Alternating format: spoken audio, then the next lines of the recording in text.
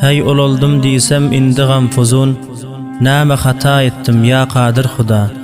Gariplik arasy bir ömri uzun, çekilmez derdelem atadan cida. Özgeler şad etti biz gam eyledik, yalvarıp Hudaga gözlemeyledik. Vatenden daş düşüp hyzmat imerdim, halaldan kazanıp dilce meyledik.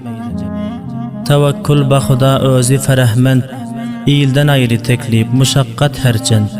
Tabekey gariplik geçer bu baştan, amma kaçan rahat yüzümüz lebhan. Dünya hali aklım hayran eyledi, gariplik özümü vayran eyledi.